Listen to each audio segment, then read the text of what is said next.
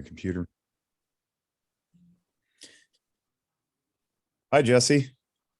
How are you? Awesome. We're doing well up here in the north. And when I say we, I speak for the royal we, which is I, because you guys are both down in the south. Hello, Mike Sodini. How are you? I'm good, man. It's good to be back in the saddle. We haven't done this in a while. It's been a minute. We last had Ashley in, so that was several weeks ago. So hopefully we got a few more stacked up here. But today, I decided to dress like an adult for once. For those of you who aren't watching on YouTube, I'm wearing a tie, which is as uncomfortable as it probably looks. I don't like ties. They make me look sharp. My wife likes them. I don't. But as a celebration, had a ribbon cutting ceremony for a charter school that I'm involved with up here in Reno, and so it's a special day. It's been a really, really good day for me. How are you guys doing? I'm doing fantastic. We're in Las Vegas, Nevada, and quite frankly, this is a wonderful town. It's a great place to be in late in the year with Christmas around the corner. Yeah, the weather's always mellow. Every once in a while you get that like surprise 3 inches of snow and everybody freaks out. Schools closed. Yes, we do. Yeah, we were kind of ribbing Jesse about being late to the show because he's a little late, and then he hits us with, "Yeah, I was out donating bikes to charity." I thought it was pretty awesome response to Up to mock the philanthropy, right? Right. So, listening audience, if you didn't check the intro tag or whatever on the podcast bio, Jesse Bugarin is with us. He's from Canon Safe, and beyond that introduction, I'm going to let him introduce himself and tell us what he does and why he's here. It's very special. I'm really looking forward to this because I've never met you, and I'm just really excited to ask a bunch of questions and hear what you guys are about. But take it away. Tell us about yourself. Well, that's great, Jake. Thank you for the introduction. So Jesse Bugarin, I've been in the safe business now going on 32 years, working for Canon Safe. And my role as the president, obviously there's many hats I wear, but really it's about taking care of our people and making sure that we're serving the end user, finding ways to add value to our people and the end user. Over the years, in the early years, I got to tell you, it was a little bit challenging to understand where this was going to go. And I'm talking going all the way back to 1989, right? So here's this little safe company, and it was a great place to work, and we had really good people. But at that point, it was very, very hard to see what the future looked like from a professional perspective. And we'll talk a little bit more as we go into the podcast on some of the things that happened along the way. But it was hard to see, just the blessings that this company would offer its people and its end users. So it's been a great journey so far for me. Mike, you're the one who connected Jesse to us, and it's Guns and Mental Health podcast. We're obviously talking about keeping people safe, but we're trying to alter the word safe. I know it has a noun application with the product, but as a descriptor or even as a verb, sometimes I think the definition changes from person to person, and certainly I've said it enough times in enough forums now that I think it's gotten watered down too throughout the pandemic. It's like stay home and stay safe. Wear a mask and stay safe. And it's like, you ask anybody in the gun community and they're like, I'm one of the safest people I know. I train all the time. I'm very safe. I know all the rules and I respect them and I teach my kids. And so what we're encouraging now is an alteration when it comes to storage of firearms. We're saying swap out safe with responsible, because responsible we're trying to define as preventing unauthorized access. And that unauthorized access could be a person in a time of crisis who shouldn't be around firearms. It could be an angsty teenager. It could be the neighbor's kids. It could be, an unsecured firearm when somebody breaks into your vehicle or your home. So with regard to, the blessings that you've seen bestowed on people with regard to safety and keeping people responsibly storing their guns, tell us some of the stories that you've uncovered. And then Mike, obviously I want you to chime in with your relationship and the history between you and the company and all that stuff. So that's my tee up here as, co-host. I want to just hear some stories and paint the picture about why this is important and what people can expect and all that stuff. Yeah, Jesse, real quick before you jump in there, were you, because regardless of, it's a safe company, right? But you're a Sure. part of the firearms community, right? Absolutely. Like that's what it is. Were you like me? Were you not a gun person before you got into this industry, or were you a gun person growing up? So when I began working in the safe business, I was 19 years old, and my father always owned firearms, but I wouldn't say I was into guns. It wasn't, like it was. I was actively participating in them. My father owned firearms mostly for safety reasons, to protect the home, and it was something that wasn't talked about regularly. We knew what safety meant in our house back then, but even that could have maybe had a little better explanations along the way. Okay, so you didn't get your job through nepotism like I did. You No. you went in and just through the industry. Okay, good. No, I'm always curious, right? Because Yep. what brings us to where we're at, and we're in such a unique industry that I think a lot of people, when you kind of take the politics out of it, are fascinated by, right? Like when you meet somebody, like, oh, you work with firearms, and like I said, being in the safe business, obviously you use your safe for everything. I use my safe for my firearms. I use my safe for my Arizona State, Bachelor of Arts degree, which I could use if I'm homeless to cover myself. It's in that safe right over there. So there's numerous reasons I own a safe, but for the purposes of the show, the Guns and Mental Health podcast, I mean, we're going to really focus in on firearm storage here. So Yeah. And if I could just add a couple comments, in the early years, and I'm talking, when I say early years, I'm going all the way back to 1989, early 90s. Safe companies existed, but it was much harder to reach the masses at that point. There wasn't, social media wasn't what it is now. Safes were mostly sold through gun shops. They hadn't really reached the mass market retailers yet. And you just didn't really, it wasn't something you thought about. It was something most people's perspective was that a safe was for the rich. You had to have lots and lots of money to buy a safe. Okay. I agree. I mean, that's my memory of childhood too. It's like I knew maybe two people growing up who had them, and one was very wealthy, and the other was just a guy who had a little thin metal one with a window in it where you store your shotguns for hunting birds. Yeah. Yeah. And look, I mean, this business originally was a metal fabricator. We used to build parts of other companies' products. And along the way, we started building safes. And, the one thing that was consistent from town to town was that every single person in America had something they wanted to protect. And it didn't matter whether you were in Los Angeles, Chicago, Anchorage, Alaska, Florida, wherever you were, people had the same basic need to protect their valuables and to keep things locked up. And so the challenge was always, how do you reach, folks all across the country? Okay. So having said that, the evolution of the safe in the firearms industry, I mean, you've seen it through different time periods, right? Like, is there certain periods where you can break out or say, like, we saw a shift from it being kind of a rich person's deal to more of a less like a household common thing? Yeah, absolutely. So, we through the 90s, safes remained somewhat, I would say, expensive to the average American. I wouldn't say so expensive that you couldn't afford it. It just wasn't seen as a product for every person. And then in the early 2000s, we had the idea that if we can increase our production, we could make safes more affordable through the volume, and quite frankly, get safes in more homes. And at that point, it was very clear to our company that again, every home in America needed some kind of security.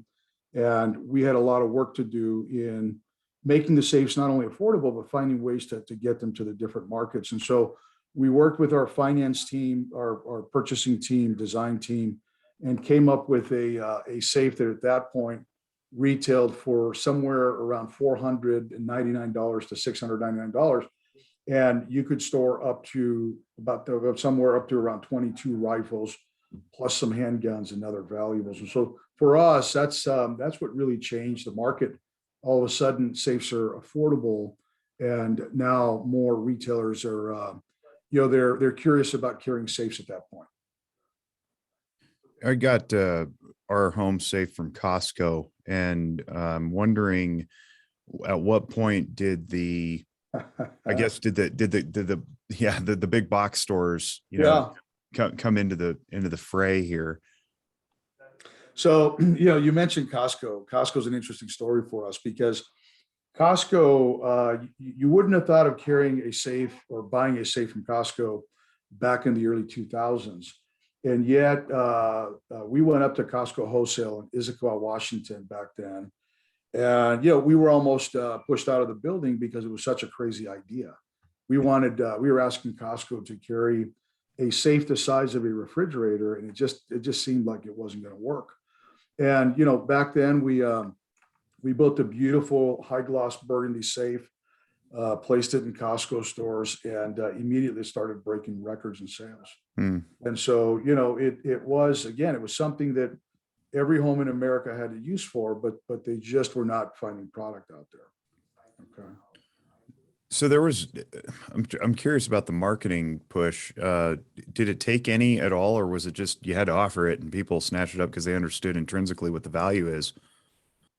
It was a lot of things. On one hand, you would hear the stories of somebody's friend, somebody's neighbor, having some kind of accidental shooting. Either someone was hurt, someone unfortunately died. And so those stories were always out there. And so that was one factor that contributed to it. People started realizing that owning a firearm required some responsibility. Okay. And not only, should you protect your immediate family, but there's visitors that show up to your house, whether it's family members or, friends of your children. And so all of a sudden there's a need to responsibly secure firearms. That, along with different gun shops and larger stores, making a decision that they want to get into the safe selling side of things. Whether they were for guns or against guns was not the question. It was, is this a good item for our customers, and are we part of solving a potential issue that might be out there? And so all of a sudden you have this. You have this new group of retailers that's making safes very friendly for folks to buy. And Mike talks a lot about being socially conscious within the 2A, the Second Amendment community.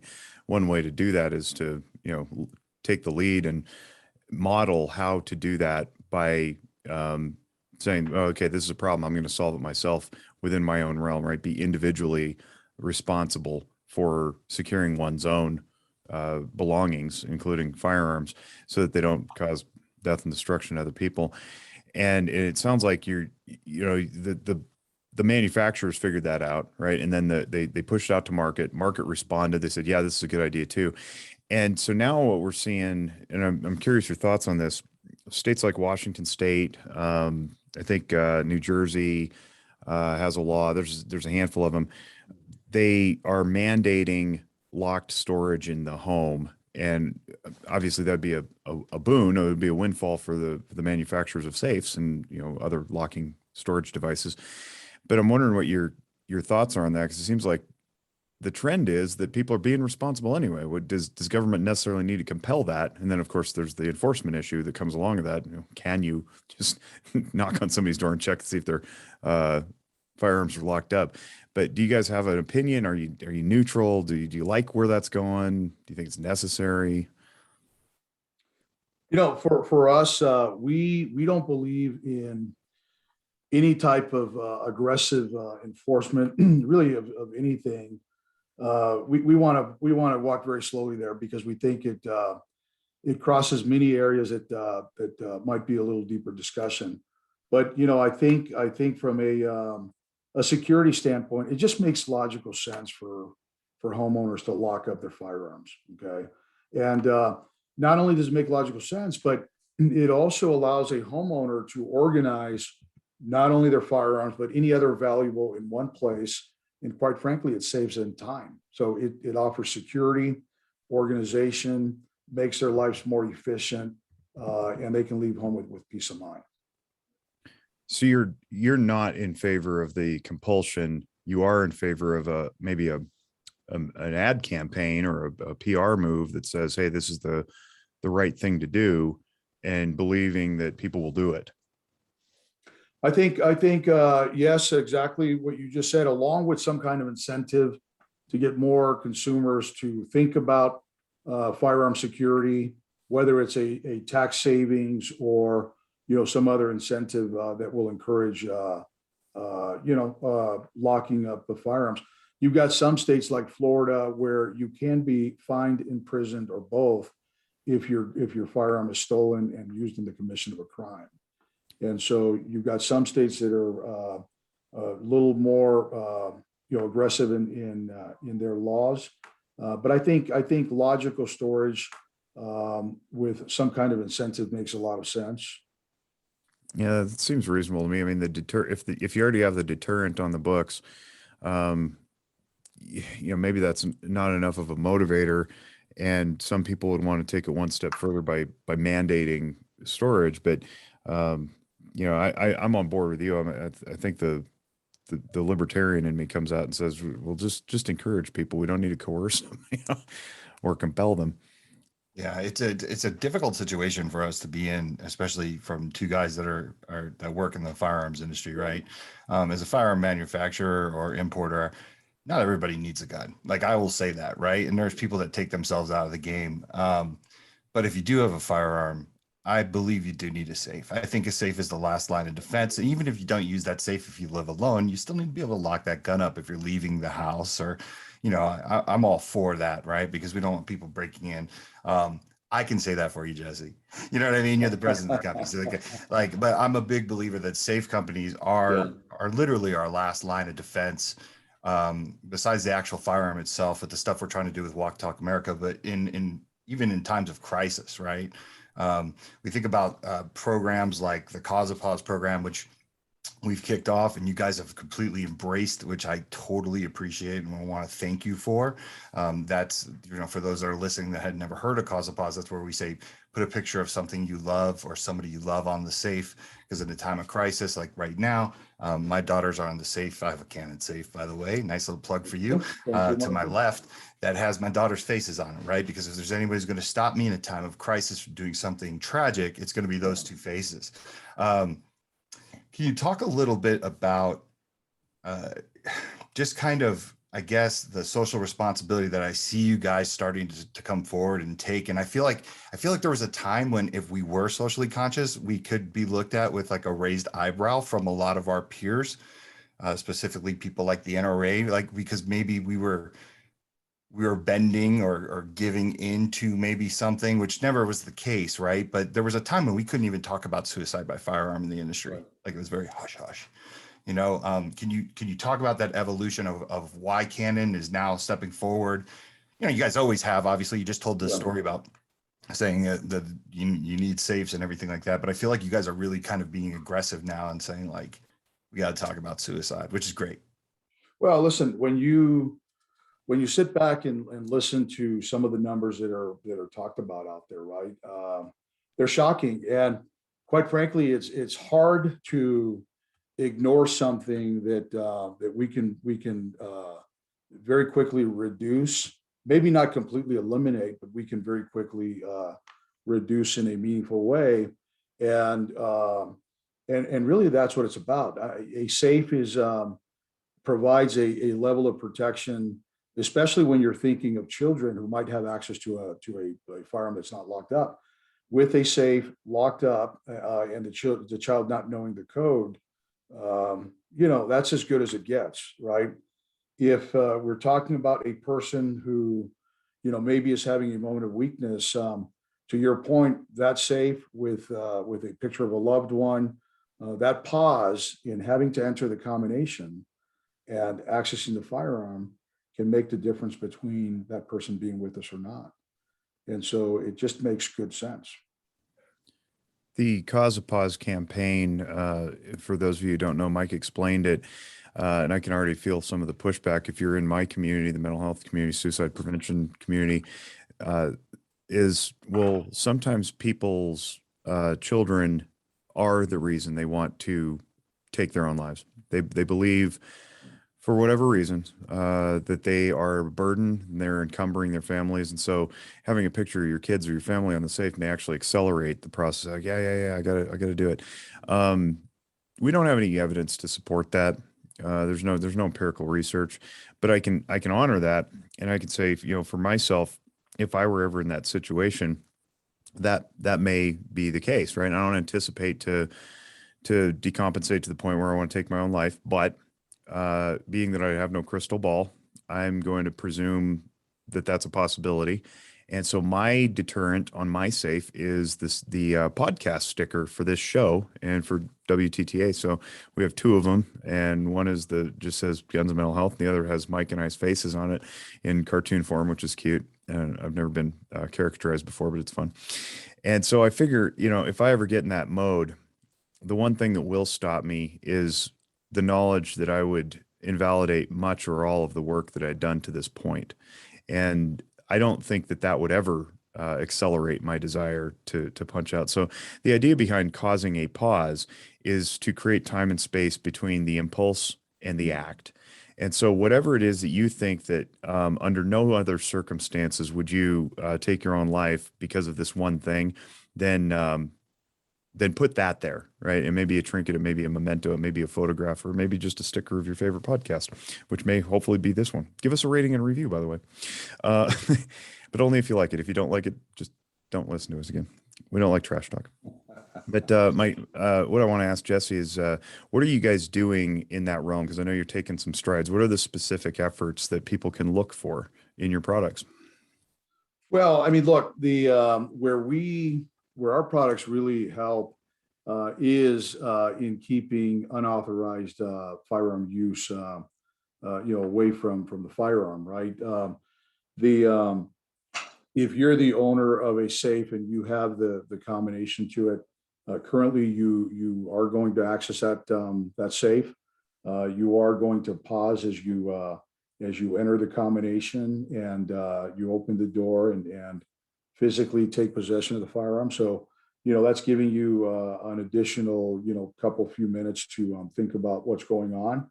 But in terms of the future, we are working on various different locks where you can change combinations, you can give access, you can remove access via phone from any location anywhere in the world. So if you have a family member that you believe that you're concerned with, and you want to change the combination for whatever the reason, you'll be able to in the future. And so there's some new technology we are working on that's not quite out yet, but soon you'll be able to take control of the combination from anywhere in the world. That's so sick. Yeah, I think it's super important.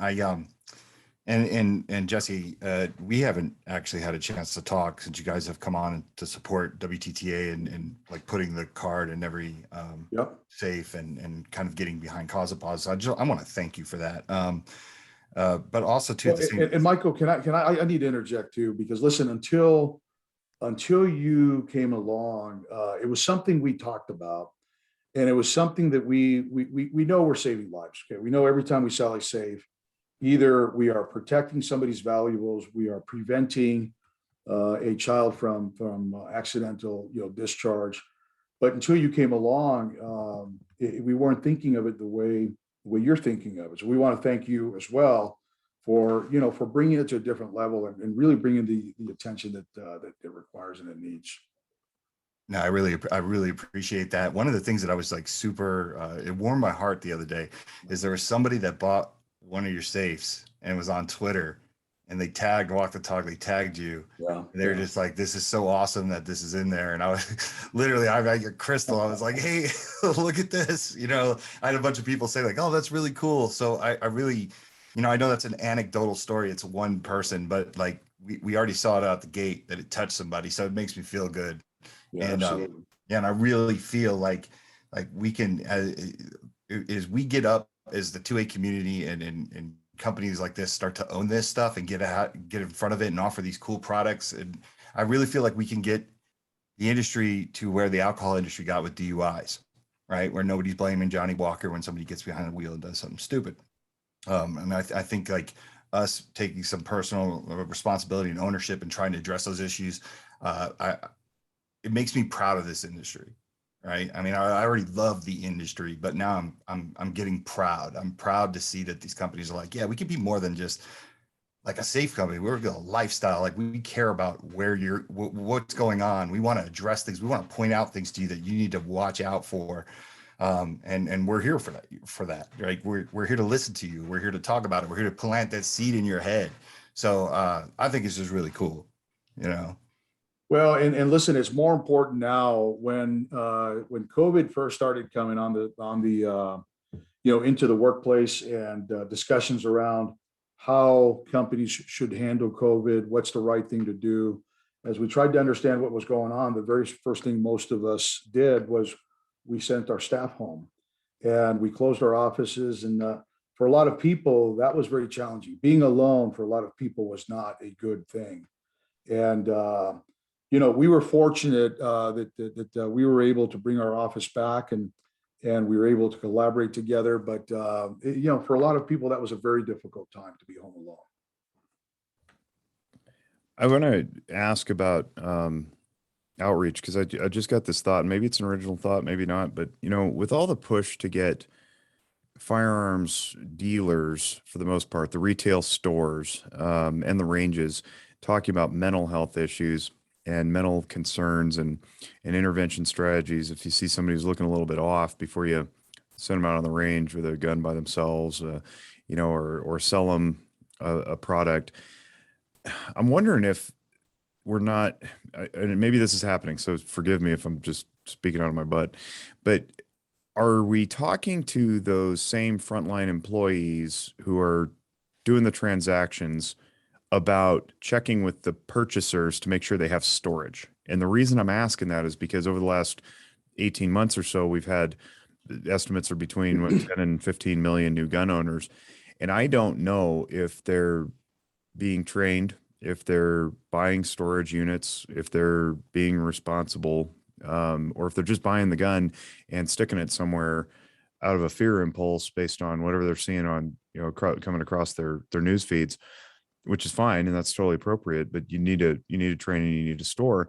I'm wondering if there's conversations happening at the front lines, at the counters, where they're saying, hey, so I notice you're buying this. Is this your first gun? Do you have store, that kind of thing. Do you guys do anything like that?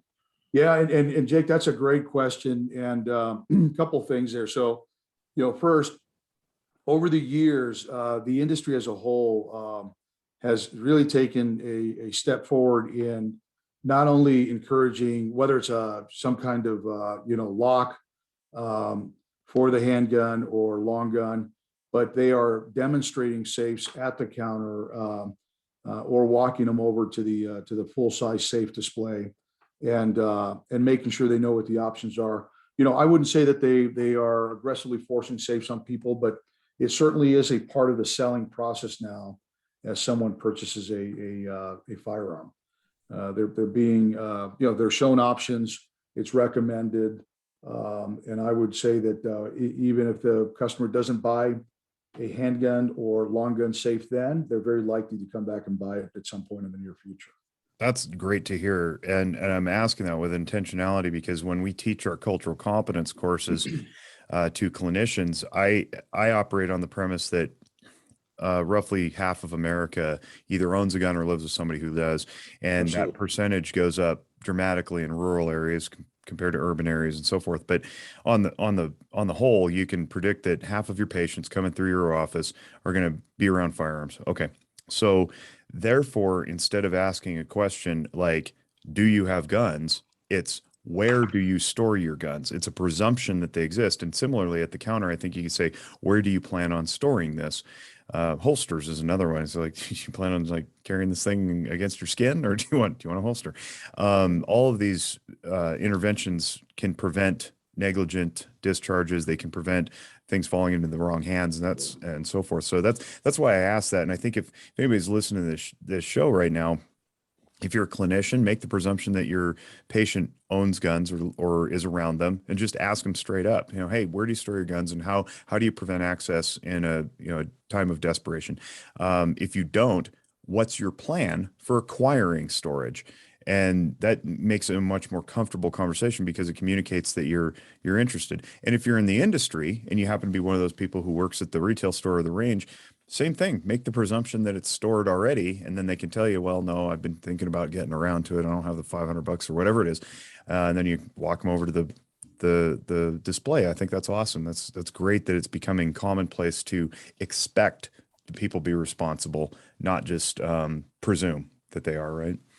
Well, I think, a lot of retailers, whether small or large, they also are taking a position of, yes, safes are a legitimate business, and there's money to be made in selling safes, but they often take an aggressive position to sell one or more products at very little or no profit as a way to get it in the hands of customers. So they realize the need, the value, and I think retailers in general do a very good job in promoting safety and safes. Yeah, I want to swing back to just kind of like the history. So you have Cannon Safe, right? Yep. Then you have Gun Vault, you have Stack On. Can you kind of go through the different brand lines and what was the intention? Absolutely. So, we one of the things that we realized early on was that handgun owners tend to own at least a shotgun, or possibly more longer rifles. And long gun owners obviously own handguns. They go hand in hand. And even if the consumer who's buying a handgun doesn't own it now, in time, he or she is likely to buy some kind of shotgun for home defense or hunting or whatever it might be. And so as we continued into our journey, we came across an opportunity to purchase Gun Vault, which back then was a very small company with almost no sales, one item that was sold in the market, and we acquired Gun Vault to help the handgun customer not only secure their firearm but give them quick access, which is needed in the case of a break-in or some kind of threat. Over the years, Gun Vault not only became the leader in quick access storage, but we expanded the line to give customers use next to their bed, in their car, in their closet, in their RV, really anywhere where they want to keep a loaded gun ready for use. We very strongly feel it needs to be locked up, and it needs to also give them quick access at the same time. Okay, so that covered handguns, long guns. 2017, we had an opportunity to acquire Stack On, and Stack On completed the offering for the company because Cannon Safe was and is a higher end safe, and Gun Vault was the premium handgun safe. Stack On gave us an entry level to the kind of the mid range in both quick access and long gun safe. So instantly we had a safe for every single budget out there. And it was very important for us to reach a broader customer market. I want to get granular, if you don't mind, because I'm just curious about this kind of thing. I see ratings and so forth. There's, fire ratings and flood ratings and that kind of thing. And they usually are proportionate with the prices charged. The higher the rating, the higher the dollars. What should someone who's interested be looking at for their needs? Do I need a 90-minute fire rating for my residential home, or is that for something different? Do I need just a metal box that anchors to the ground and can't be pulled out if thieves break in? Is that good enough? So talk a little bit about that, if you would, please. Yeah, Jake, that's a great question. First, you walk up to a safe in a store, And it is very intimidating for exactly the reasons that you just mentioned. And what we tell customers and what we train our stores and our retailers is that you want to uncover the customer's need now, but you want to uncover their need into the future. Because what you really, the goal is to get them situated to where the safe is good for them now, but it's going to serve them in 5 or 10 years into the future. Okay. So an example of that, a safe is like your garage or your closet. And I don't care how big your garage or closet is, it just isn't big enough. Okay. So over time, it's just the reality. Over time, you acquire more, long guns, handguns, or you realize that, all of a sudden your stamp collection, you have a million documents you need to protect. You've got jewelry, you've got other items that you want to secure in your safe. And so now you're sharing the space, the safe space between your firearm storage and your other valuable storage. So our first goal is to get the customer thinking of the future, not just the now. Okay. Back to your question about fire ratings. Every consumer is a little bit different, and we ask them to analyze their environment where they live. So, for example, if you live, here in California, up in the mountains, very good chance that area is going to burn. If it hasn't burned for the last couple of years, Right. Probably going to burn the next two. Right. And when California burns, and California is not the only state, other states are similar. It's very difficult to get in there and fight the fire. And so in that case, we recommend that you do spend the extra money. You buy a longer fire rating. If you're, close to a fire department, fire hydrant, 30 minutes is plenty. 30 minutes is plenty of time. If you're in an area where you might have severe storms, you want to buy not only a large safe, but you want to buy a safe that's going to, be anchored to the floor, withstand a long fire, and quite frankly, withstand you being gone for possibly several weeks at a time. Mm-hmm. So you want to anchor it to the floor. You want to make sure you can pick up and go in seconds and not worry about what's in your safe. Okay. So it really, it's a little intimidating, but not really when you think of your current situation and you bring your future into it to make the best decision.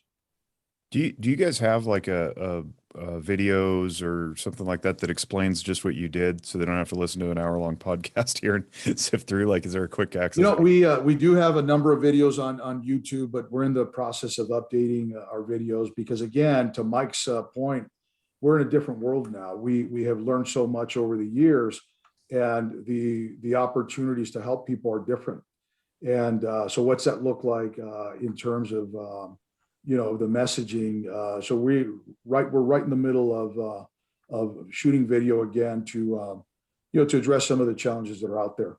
We're fortunate to have our own video team in house, and so we can get videos up fairly quick. But it is a different world, and so we're trying to address the needs of the world now. Speaking of challenges, I still have I'm very close to many manufacturers in the gun industry. How's everything going with your supply chain? And I got to tell you, 2 weeks ago I had hair. Now my hair is all gone. It's interesting because the demand for product for safes has been greater. To Jake's point earlier of the new shooters and the high number of shooters that are out there. So demand has gone up for our product. But at the same time, everything is not only more expensive, but you just don't know when you're going to get it. If you're buying, you're importing components from Taiwan, which, most of our chips are coming from Taiwan. Things that used to take somewhere 15 to 30 days are taking as much as 2-3 months now. Holy and so it does take a lot more planning. It takes a lot more, it just takes a lot of following through on, what's going on with your orders, where are they at, and is everything showing up at the same time? It's very challenging. The good news is, overall, we've done fairly well. We supply to all of our retailers. We are in the process now of increasing our chip inventory, which has been the challenge for us. And as we increase our chip inventory, we'll increase production, which means we get to hire more people and create opportunity for new folks coming into our building. Yeah, Jake, very challenging. It's very challenging. It's especially with the way our industry is, because you can get a call from Costco or any of the big boxes, right? Yeah. And like a Bass Pro or something, they're like, I need this. I want to run a special, right? And you're Yeah. like, Mm. oh, okay. Like when do you need that by, right? So it's a lot of moving parts. And then when you have supply chain issues, or I remember at Eagle Imports, I remember there's a volcano one time. We didn't get a shipment from Argentina because all the flights were grounded. And those are the things that, like, your buyer, he doesn't want to hear that. He doesn't want to hear the No, dog ate the homework. no, and listen, it's look, we take immense pride in what we do, and so when we hear a story of somebody's child getting hurt, or a firearm being stolen, I mean, it just breaks our heart. We could have done more. And to your point, though, the supply chain is challenging, but I would say we have done a fairly good job in keeping up with demand. We broke several records this year in our production factories. We employed more people this year than we ever have in the history of our company, and we're prepared to flex up or down depending on market needs. So we're in a pretty good position overall with the challenges that we know are going to show up. That's great news because it means that more people are taking the initiative to be safe, Absolutely, and do the absolutely. right thing. Yeah, and listen, I think back to if I compare the early years of my career to now, there is no reason for a home not to be aware of safes and not to know where to buy a safe. I mean, it's all over social media. They're in every single store. You've got news channels covering safety, and so I feel like the consumer is much they're much better educated now. They have access to the product, and it's quite frankly very affordable. So there's no excuse, no reason not to own one. Well, let me ask you about because we talked a little bit about legislation and things like that, and Yeah, not wanting the government to tell us what to do, and kind yeah, of wanting us to make that choice. But one of the things that does make sense to me, and you touched on it briefly, was the rebate thing. yeah, If I'm going to have the government be involved in anything I want to do, I want them to help me buy a safe, right? Like that, absolutely. that just makes sense to me, especially in underprivileged, underserved neighborhoods where maybe police response isn't Yeah. the best, or there is this lack of trust to where they're not called, right? So everybody needs to have uh, a place where they could responsibly store guns or put things and things like that. So, what are your thoughts on rebates? Do you think? I know I've heard of people, Dr. Lemley, Jake. I know he's pushed for something like this. People in the mental health community. Do you think we'll ever see a day where we could see some rebates come into people that actually purchase a safe? Absolutely. Listen, they are happening now in different ways. The state of Washington, for example, has a no tax on gun safe purchases. Okay, Washington State. And there are other states that are currently reviewing similar, taxation practices, and so it will come in different forms.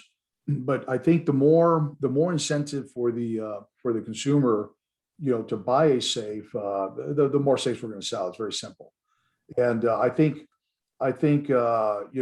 it doesn't matter what side of politics you're on. First, in my opinion, it doesn't matter what side you're on because you believe the other side is crazy, whether they're crazy or not. But this is something we can all get behind. It just makes good logical sense. It does. Okay. Yeah, Yeah. I agree. I want to ask about how your profession operates within and among itself. I know there's certain technologies that you want to keep private and so forth, but do the manufacturers get along? Like, do you guys have an association, or is it like super cutthroat? Yeah, I wouldn't say it's cutthroat. I would say there are several companies that are ran by one owner, maybe one or two owners, and they're maybe a little less. They're reluctant to share information. We're fairly open. In fact, right now I'm in the middle of working to set up an industry dinner so we can just talk. We invite competitors to come see us, whether it's in our office, or depending on who it is, we might even invite them into our factories. We share ideas back and forth all the time with the right competitors, but To answer your question, it is not a united industry, and mostly because they're smaller. They're owned by single owners that tend to hold information close to their pocket. Well, when that dinner ever comes around, and you need a speaker for the night, Mike is great. Thank you. Yeah, Mike is great. Throw him right under the bus there. But are all your facilities in Vegas or just your headquarters, or what's the Headquarters is in Las Vegas. We produce in Tijuana, Mexico. We produce in Juarez, Mexico. And we've got a team of managers that live on the US and cross every day. And we buy materials from Mexico and the USA, with some of the chips coming in from overseas. And for us, we call it Maiden House, and Maiden House to us means that it's our factory, our engineers, our controls. And for retailers, what it means is that they're not going to have to wait the 2 or 3 months for product out of China. They're not going to pay the $15,000, $20,000, $30,000 for a container. So we're able to help retailers manage their inventory, reduce their cost compared to Chinese imports, and quite frankly, partner with them to build a product that makes sense to their business. Look, I've got 25 engineers on the payroll. I've got a full marketing team with video capabilities, with digital capabilities. So we're pretty not only very flexible, but very capable of meeting whatever the needs might be. Okay? And that's all three of the brands? Yes. Yeah, absolutely. They share facilities then, is that it? They share facilities. We do import some of our quick access from overseas, but we're in the process of moving it into our factories now. Good for We you. just listen, we struggled with importing from China. Again, we were paying somewhere $3,000 or so for a container from China into Long Beach, and it's gotten as high as $20,000, $25,000 just for the trip across the ocean there. Wow. And the challenge with that, when you think of what it does to the end user, they're going to buy less product as prices go up. Yeah, I have so many. It's funny because the safe I have over here, Jesse, it's bigger than me. If it fell on me, I'd be crushed. But I think about, just from, running my own business, and I used to be able to put like 5,000 guns on a pallet, and it was relatively still small, but I'm thinking like the weight and size of some of these safes, right? Like it's kind of a fascinating thing. I don't think a lot of people think about, like, how did this get here, or what? How big do the wheels need to be on the truck? It's interesting because every retailer struggles with the same question, especially as they're going to start selling product. And the easy answer is that consumers, number one, will figure it out. That's number one. Number two, though, they're in every major city or close to it. You've got delivery companies that have popped up as safe volume has increased. You've got businesses that made delivery a business. And so I would say that there's likely a delivery service to any home in America now, where, Michael, when you purchase your safe, that may have not been the case. You may have called a couple buddies and maybe rewarded them with something cold to drink or whatever you did. But it's become the volume is so great that now you should be able to find delivery in any major city. Yeah. Personally, I want to ask about your journey through the company. You say they've been there for 32 years or whatever. You probably didn't start at the top. Explain that. What was your journey like? Well, along the way, that kind of stuff. Number one, this topic is just being on here with both of you is a great experience for me, because as a human being, I think we all have a desire to serve. And we often don't know what that means as we go through life, especially as a young person.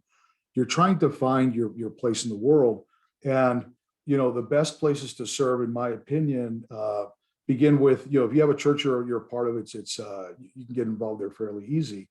But for most people, your place of work is where you learn how to serve and you start serving others, And as in the early years, I didn't see it as a lifelong career, to be honest with you. It was just somewhere where I worked, and I planned on looking for other things to do. But the more I understood the market, the more I listened to the stories from consumers, it was something that was going to keep me busy for the rest of my life. And I think I realized that somewhere 8 to 10 years into the business. And you start looking at the number of homes, depending on whose numbers you look at, 130 million homes and growing, 140 million homes, 340 million people out there. And you start running the numbers of how long it's going to take care of every one of those people. And I'll be dead before we achieve it. And so it became more of a, this feels really good. We're doing something good. We are helping people lock up what they value. Look, grandpa's watch after grandpa's gone, even if it doesn't work, it means a lot to someone, it means a lot to you, right? And, saving, someone's life because the firearm was locked up, that's important.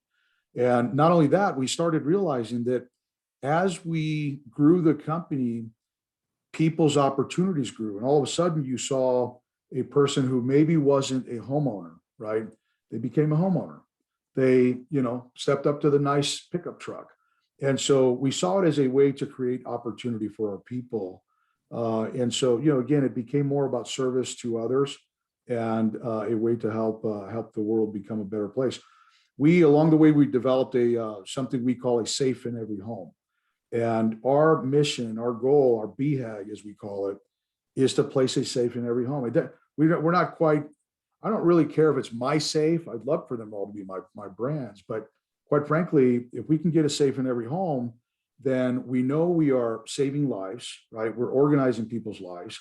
We're protecting their valuables from robbery, from natural disaster, from fire. And, we're very proud of that. So I think in the beginning, I saw it as just a job. Along the way, it became a career, and it's something I'm very attached to. And there's no way. I often think about retirement because financially, I'm okay to retire, but I just don't know what I would do. I'm constantly challenging myself to see what is stronger, my body or my mind. For my 51st birthday, I don't mind telling you guys, I walked 51 miles. Okay, and that was just in August. Wow. And all at once, like in a row, all at one time. Yeah. Yeah. All at once. Walk 50. And what was interesting is, well, look, your brain wants to quit, right? Your brain wants to stop because it's hard work. But so as we set on this journey to serve others and to place a safe in every home, we're not done until we're done. We have a long way to go. I can't tell you how much that resonates with me. I'm going to try. I don't know that I've shared this too much, but it's identical to what I'm doing in my field. We opened the company Zachery Wellness. I own now a company called Zachery Wellness. So we do outpatient counseling, and we did it because we wanted to be different. We wanted to be an active, vibrant, well-integrated small business in the community, not just a therapy shop hiding in the shadows.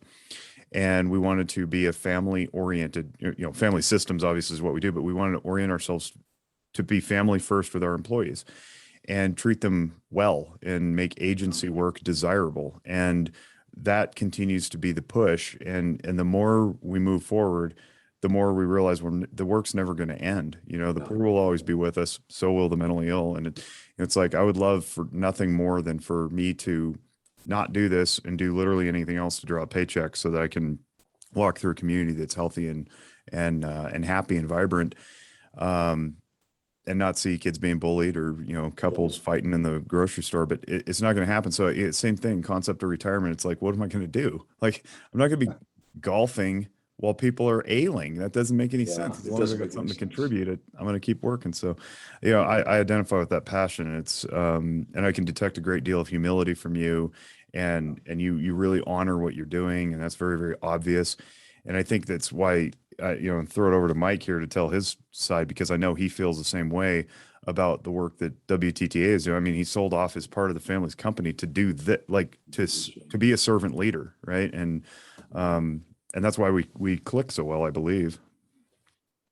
Yeah, 100%. And I just kind of want to reiterate, man, I'm super excited for the future, the relationships between Walk Talk America and Canon and Gunvault, Stack On. And I think we're going to do a lot of good things. And I think for once, and this is what I keep trying to tell people, is like the gun industry is now being considered as a resource for organizations outside, right? The mental health community is coming Absolutely. towards us now and saying, okay, maybe these guys aren't so bad, or I see they're making this effort. And I think this is going to be really fun. And I'm really excited to have you aboard. And before we wrap up here, I have one question that I always ask everybody, and I'm curious with you, like, how do you tend to your mental health? I'd like to answer that. For me, it's a very interesting question because I think most of the world ignores that question. Okay. And it's extremely difficult to spend time with yourself, in my opinion, because when you do that, you're digging very deep, but it's necessary. For me, I enjoy meditation as often as I can, whether it's in the morning, I prefer it in the morning, or in the evening. And it just gives me a chance to really reflect on, where I'm at, where I'm headed, but, to really start with what's good in my life now, right? I'm a very grateful person at heart. If I had a bicycle to ride to work, I'd be happy with that. So you start what's good, but, in my opinion, and I'm not an expert, I would say that most of Americans could do a little better job in really spending some time to possibly meditate and get to know themselves and what, where they're at and where they're going. Well stated. Well, I think that's a really excellent place to stop, to paraphrase a guy I follow, Jordan Peterson. But we can't let you go without giving a plug. Where can people reach you and or your company? I would say have them go on canonsecurityproducts.com. From there, they can branch into the various brands, start there, and they can also link up to me from there. And, before we get off, I do want to thank Michael for the work he's doing. I have someone in my family, when I was very, very young, I had an aunt that committed suicide. Don't remember her. I was too young to remember her, but I hear the stories, and you think about that and you say, okay, well, this is it could happen in anyone's family. So, Michael, thank you for all the work that you I do. appreciate that, man. Awesome. Well, everybody, thanks for listening. We're always honored and humbled when people download our content and listen to it. Please share this around if you find it valuable, inspirational, or useful. I teased it before, but give a rating and review. That helps other people find us. And on behalf of our Walk the Talk family and our Zachery Wellness family, we thank Arms Corps for their continued participation and support. And we invite anybody else who wants to join us on this journey to do so. Go to walkthetalkamerica.org. And if you want to take a free and anonymous mental health screening, WTTA.org/love. Thanks, everybody. We'll catch you later. Bye. Jake, thank you for everything you do as well. Thank you very much. Cool. And we out.